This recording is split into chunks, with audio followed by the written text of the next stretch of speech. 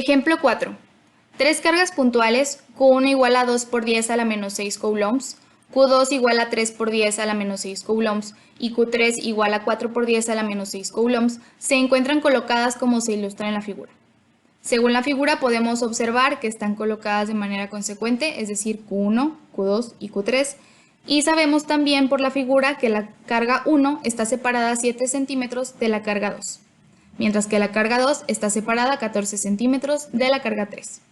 Nos piden calcular la magnitud y dirección de la fuerza resultante que actúa sobre cada una de las cargas. Lo primero que tenemos que hacer es identificar el signo de cada una de las cargas. ¿Cómo lo haremos? Viendo su coeficiente. En este caso, tenemos aquí en Q1 un coeficiente de 2 positivo, por lo que la carga Q1 es positiva. En Q2 tenemos un coeficiente de 3 positivo, por lo que la carga 2 es positiva. Y finalmente en Q3 tenemos un 4 positivo como coeficiente, por lo que la carga 3 también es positiva.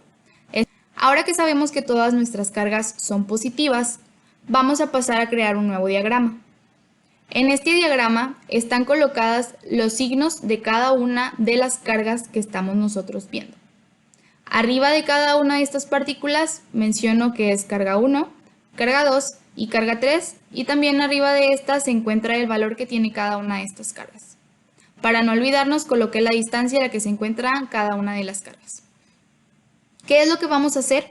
Dibujar los vectores de las fuerzas que ejerce cada una de las cargas sobre sus cargas compañeras. Vamos a empezar con la carga Q1 y la fuerza que ejerce sobre la carga Q2.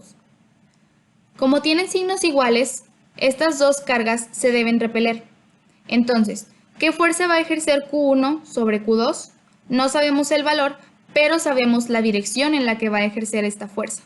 ¿Hacia qué dirección va a ir? Bueno, si Q1 se encuentra del lado izquierdo de Q2 y la quiere repeler, entonces la fuerza la va a dirigir hacia el lado derecho. Tenemos aquí el vector de fuerza en la carga 2 ejercida por la carga 1. Veamos ahora qué fuerza ejerce Q2 sobre Q1. Nuevamente, son signos iguales, entonces se deben repeler. Si Q2 está del lado derecho de Q1, entonces la fuerza que va a ejercer sobre Q1 va a ir hacia el lado contrario, es decir, hacia el lado izquierdo. Y aquí tenemos el vector de la fuerza en la carga 1 ejercida por la carga 2. Este es el significado de los subíndices. Va a ser primero el número de la carga en la que está colocada la fuerza y después la carga que está generando esta fuerza. Ahora veamos cómo actúan o interactúan Q2 y Q3. Q2 y Q3 ambas son del mismo signo. Entonces nuevamente se van a repeler. Si Q2 está del lado izquierdo de Q3 y la quiere repeler, va a mandar la fuerza al lado derecho. Y aquí tenemos fuerza en la carga 3 ejercida por la carga 2. Ahora veamos la fuerza que ejerce Q3 sobre Q2. Q3 y Q2 tienen el mismo signo, por lo que se van a repeler. Q3 está del lado derecho de Q2. Si la quiere repeler, va a mandar la fuerza hacia el lado izquierdo. Y aquí tenemos fuerza en carga 2 ejercida por la carga 3. Ahora solamente nos falta saber cómo interactúan Q1 y Q3. Q1 y Q3 tienen el mismo signo, se van a repeler. Entonces, si Q1 está hacia el lado izquierdo de Q3, la fuerza la va a mandar hacia el lado contrario, es decir, hacia el lado derecho. Y aquí tenemos el vector fuerza en la carga 3 ejercida por la carga 1. Ahora solamente nos falta una fuerza y es saber la fuerza que ejerce la carga 3 sobre la carga 1. Nuevamente, Q1 y Q3 tienen el mismo signo, entonces se van a repeler. Si la quiere repeler y está del lado derecho, entonces va a mandar la fuerza hacia el lado izquierdo. Entonces aquí tenemos nuevamente nuestro vector 1, 3, que significa la fuerza en la carga 1 ejercida por la carga 3. Ahora que ya tenemos nuestros vectores de fuerza definidos, vamos a proceder a calcular cada una de estas fuerzas por medio de la ley de Coulomb. Y ahora tenemos que darnos cuenta que algunos valores de estas fuerzas van a ser iguales. ¿Por qué? Veamos el primer ejemplo. F1,2 y F2,1 van a tener el mismo valor.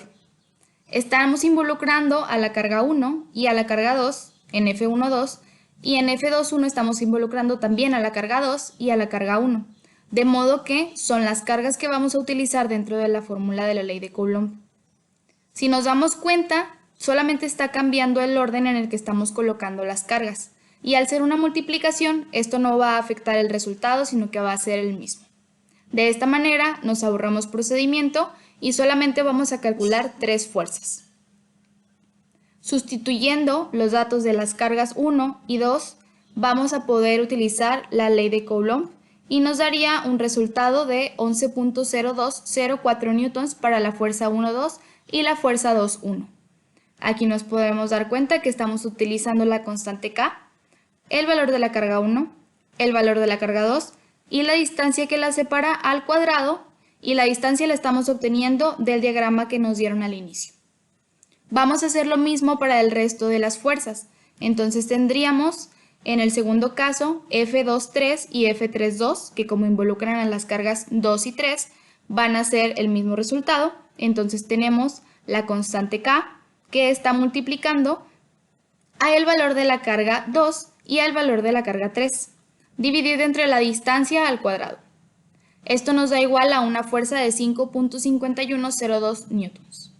Finalmente calculamos el valor de la fuerza 3,1 y de la fuerza 1,3.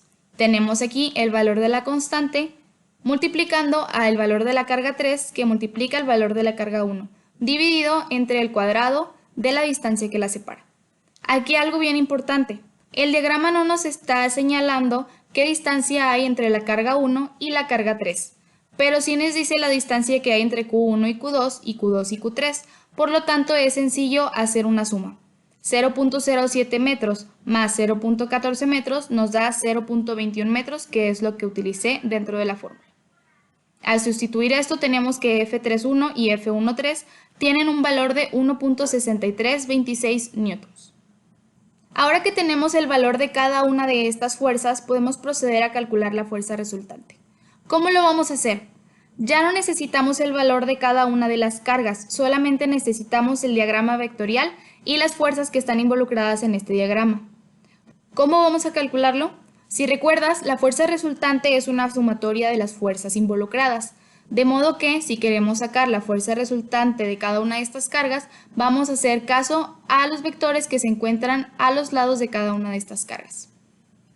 Por lo tanto, tendríamos aquí la fuerza resultante de la carga 1, la fuerza resultante de la carga 2 y la fuerza resultante de la carga 3. Antes de empezar a generar las ecuaciones, debemos recordar que hacia el lado derecho nuestros valores van a ser positivos y hacia el lado izquierdo van a ser negativos. De modo que, para calcular el valor de la fuerza en la carga 1, nos colocamos en la carga 1. Tenemos involucradas a la fuerza 1,3 y la fuerza 1,2, ambas hacia el lado izquierdo, por lo tanto ambas serán negativas. Entonces fuerza 1 va a ser igual a menos F1,3 menos F1,2. Ahora hacemos lo mismo para la fuerza en la carga 2. Nos colocamos en la carga 2 y nos damos cuenta que está involucrada con dos fuerzas. Hacia la derecha tenemos F2,1 y hacia la izquierda tenemos F2,3. Por lo tanto, la fórmula para calcular la fuerza resultante en F2 sería positivo F2,1 menos F2,3 porque está hacia la izquierda. Finalmente hacemos lo mismo con la carga 3 y tenemos que tiene F3,1 y F3,2 hacia la derecha, por lo tanto ambas serían positivas. Ahora que tenemos las ecuaciones para calcular la fuerza resultante, las podemos sustituir con los valores de las fuerzas que obtuvimos de este lado para poder sacar la fuerza resultante. Nos quedaría de la siguiente manera.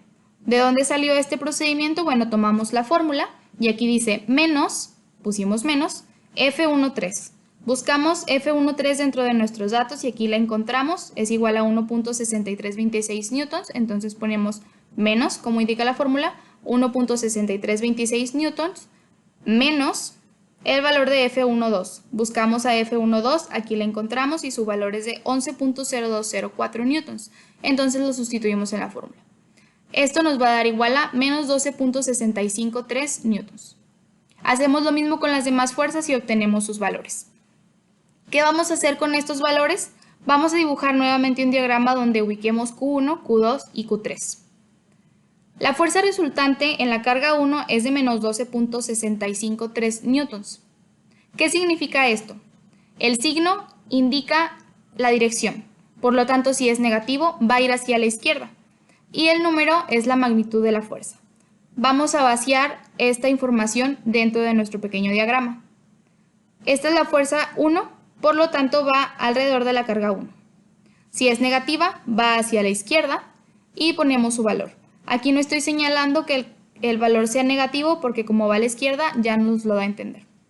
Después tenemos la carga 2, que es positiva, entonces va hacia la derecha de la carga 2. Y la fuerza 2 es de 5.5102 newtons. Y finalmente colocamos la fuerza 3 en la carga 3, como es positiva, va hacia la derecha y tiene un valor de 7.1428 newtons. Y con esto ya finalizamos nuestro ejercicio.